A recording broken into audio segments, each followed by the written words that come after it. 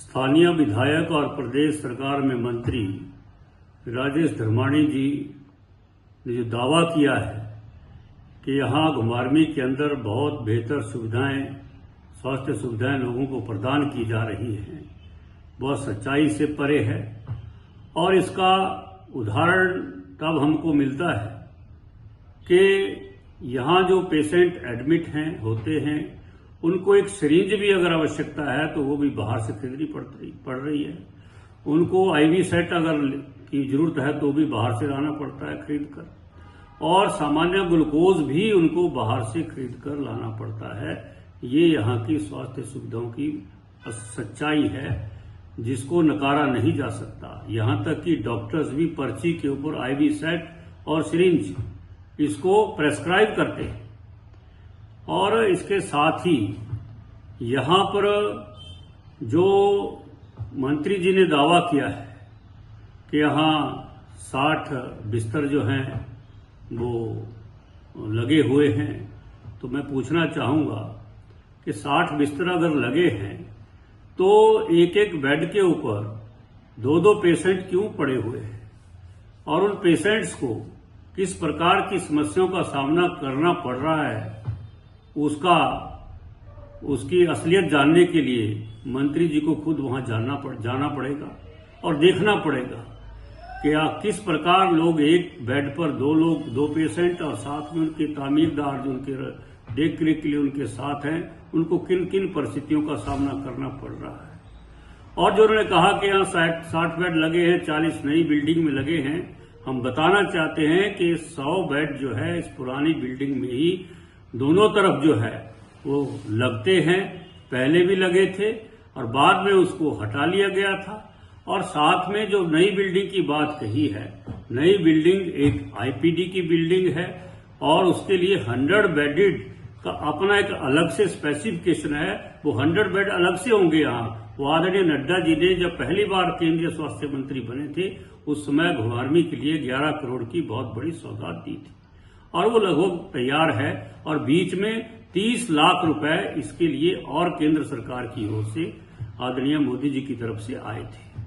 इसलिए लोगों को गुमराह ना करें मंत्री जी, हम ये कहना चाहते हैं, और सच्चाई को पहचानने और जानने का प्रयास करें ताकि लोगों को सुविधा मिल सके। यहाँ तक कि जो दवाइयां हैं वो भी सब बाहर से खरीदनी पड़ रही है, और लोगों को टेस्ट करवाने हैं तो वो भी जो लैब है हायर की हुई है सरकार ने, उसको वहां से महंगे दामों पर उनको टेस्ट करवाने पड़ रहे हैं। और बहुत सारे टेस्ट जो है वो 10 दिन बाद 12 दिन बाद जो बहुत आवश्यक होते हैं लोगों को उनके रिजल्ट मिल रहे हैं।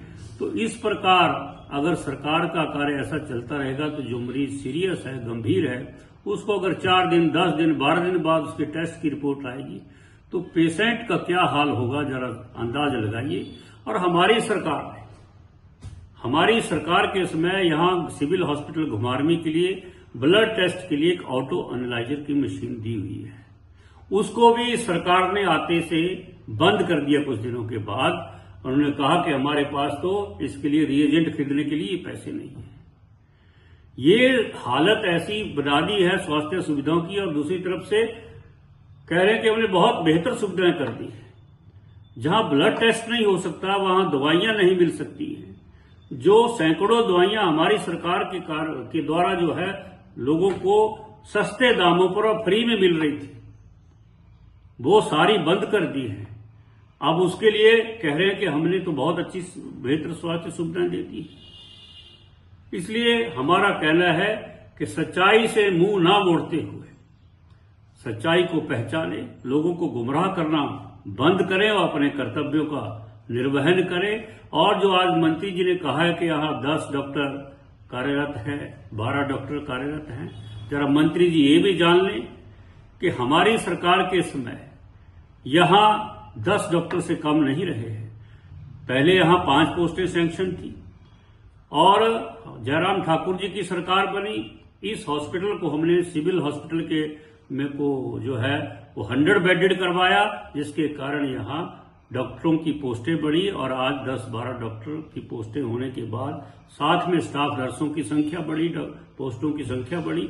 इसलिए यहाँ स्टाफ के आने की संभावनाएं बढ़ी और हमारे समय में भी यहाँ चाइल्ड स्पेशलिस्ट, यहाँ एमडी, यहाँ सर्जन, यहाँ एनेस्थेसिस्ट, यहाँ गायनोकोलॉजिस्ट, सब प्रकार के स्पेशलिस्ट रहे हैं।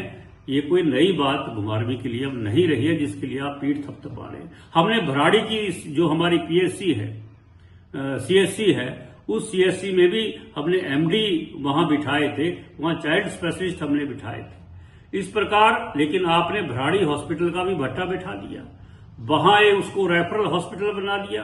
जो भी पेशेंट जाता है उसको तुरंत वहां से रेफर किया जाता है और यहां तक कि वहां भी किसी प्रकार की सुविधा, वहां टॉयलेट्स की बहुत बुरी हालत है। कल परसों भी एक खबर छपी थी कि बच्चा भराड़ी से एक डिलीवरी केस को रेफर कर दिया और रास्ते में ही बच्चा जो है वो उसकी डेथ हो गई। ये हालत जो है इस भराड़ी सीएससी की बना के रखी है और आपसे और पीछे से आप अपनी पीठ थपथपा रहे हो कि हमने बहुत बेहतर सुविधाएं दे दी है। इसके साथ ही हमारी जो पेरीफेरी की जो हमारी पीएचसी है, चाहे वो बड्डूसान है, चाहे वो करियाड़ है, चाहे वो लेडीज रेल है, वहां भी डॉक्टर नहीं है। वहां के लोगों को भी इधर उधर बड़े संस्थानों में जाना पड़ता है छोटी छोटी बातों को लेकर भी।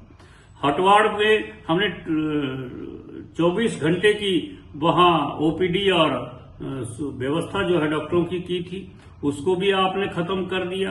वहां हमने 10 बेड लगाए थे, वहां आपने आते से ही सरकार आते से 10 बेडों को भी वहां से उठा लिया ताकि लोगों को सुविधा न मिल सके। इसलिए क्या सरकार को चुना था। और आज वहां केवल एक डॉक्टर है, काफी लंबे समय से वहां डॉक्टर का एक पद भी खाली पड़ा हुआ है। तो सच्चाई को जाने, इसलिए जो लोग ये कहते हैं कि बहुत बेहतर सुविधाएं होगी और स्वयं मंत्री जी कह रहे हैं कि बहुत बेहतर सुविधाएं होगी, उन सुविधाओं का असलियत जो है, असली चेहरा जो है ये आपके सामने है। इसको जरा देखें, पहचाने, तभी बात जो है वो आगे करें।